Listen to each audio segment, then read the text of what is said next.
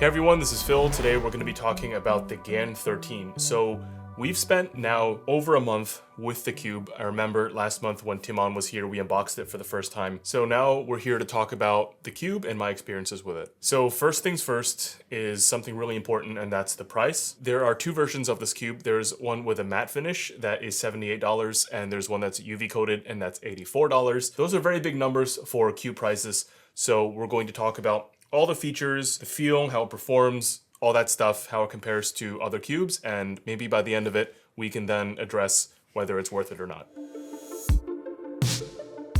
So here I have a GAN 13 and over here is a GAN 12. We're going to compare these and explain what has changed since the GAN 12 from last year. To keep things simple, let's start with the features that are similar. Both of them have a magnetic core. Both cubes you can adjust the tension and the elasticity using a tool under the center cap, and you can adjust the magnets using a switch on the corners. So the biggest distinction between the 13 and the 12 is the magnetic edges that repel the core. So as you're turning, you'll have that repelling force that kind of pushes you forward as you turn, which expands on the whole idea of like that homing that GAN wants you to feel when you make a turn.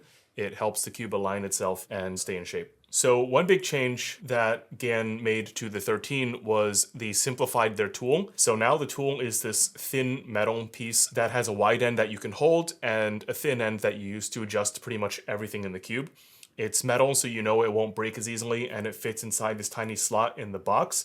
And because the tool is so essential to adjusting the cube, it kind of makes sense to then use the box, which is a great design from GAN because now they can get people to use their box. You know, good business decisions. Right, so if you do pry open the center cap, you'll see this interesting gear-like structure. So you see that the cube has two sets of numbers. First, the numbers featured on that circular disc at the top, and then the numbers on the gear that's wider at the bottom. So the top set of numbers is elasticity. Settings range from 1 to 6, with 1 being the most compressed. 1 will make the cube feel tight. Strangely, the numbers work the other way around with tension, which is controlled by the large gear on the rim.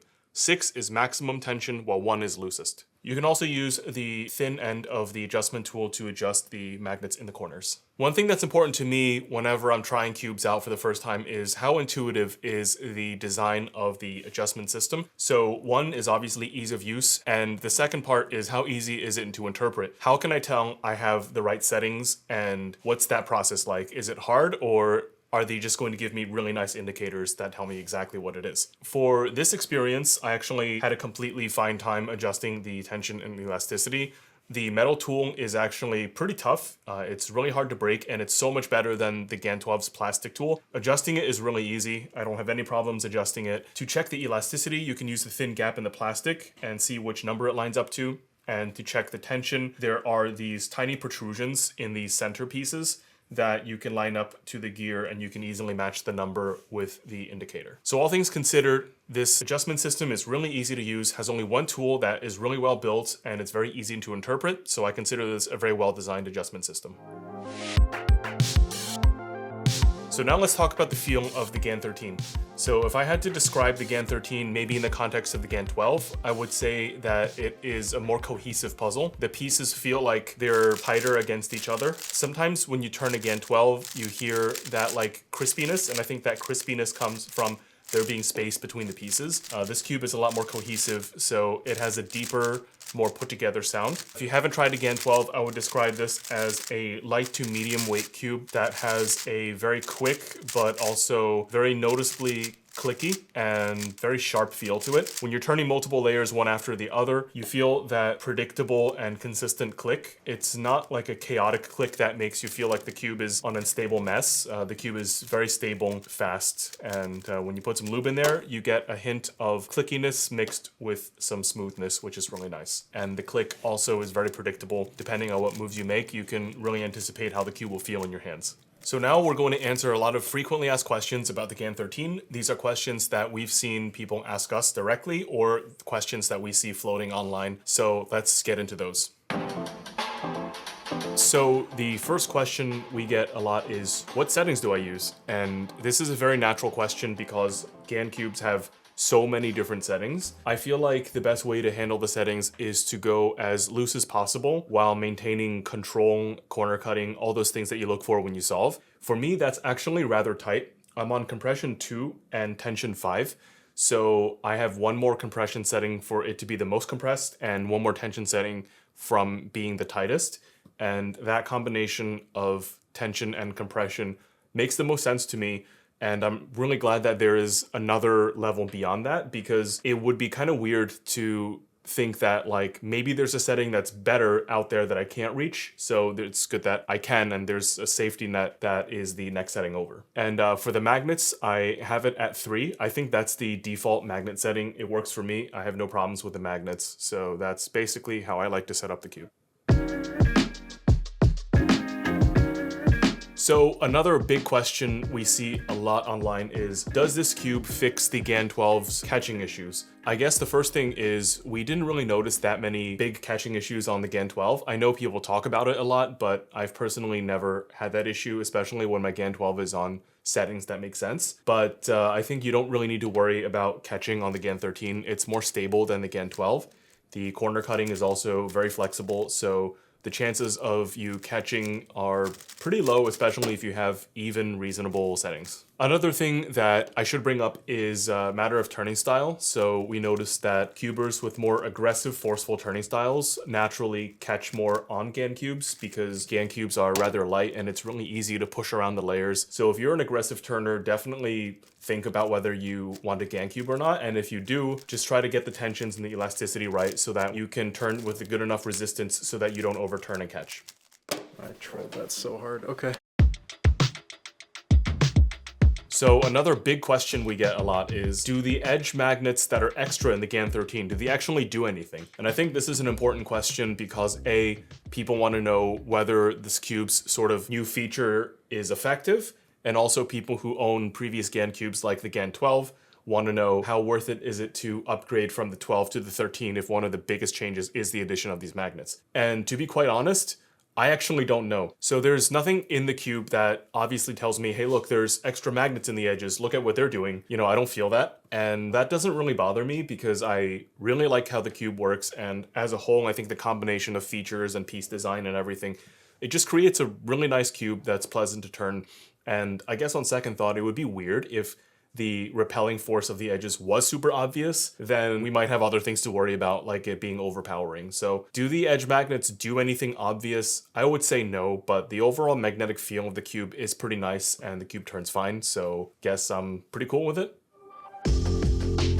All right, now for a fun question. A lot of people ask, how does this cube compare to the Tornado V3 and the RS3M Super? So I think the biggest difference between the Tornado V3 and the GAN 13 is the feel. Otherwise, the features and the functionality of the cube are pretty similar. You have a bunch of things you can adjust, and the cubes are obviously designed for good performance. So the Tornado V3 has a smoother, softer feel and has a hint of crunch when you turn the layers. And when you lube the cube with standard silicone or anything we have at our shop, you get a kind of soft feel that blunts the noise and the crispiness a little bit, and the cube becomes very smooth and soft, and you kind of lose the tactility a little bit. I think that's because of how the lube is stored in the cube and the piece design of the puzzle. The GAN 13 has a naturally sharper and clickier feel to it, and if you lube it with a reasonable amount of lube, that sharp clicky feel doesn't go away as much, so I think the cubes respond differently to lube.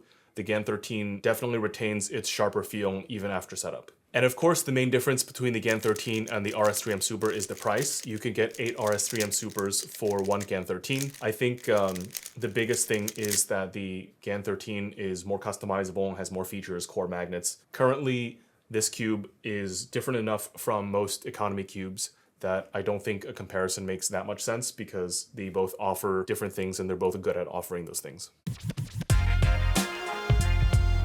Okay, so this is the last big question. Is this cube actually worth it? For me, I get that question a lot whenever I'm streaming or in comments and videos and people DM me. They're like, hey, do I need this cube or is that just optional and there are better cubes out there for lower price? So my answer to this is you have to think about how happy this cube can make you and whether or not it's in your budget.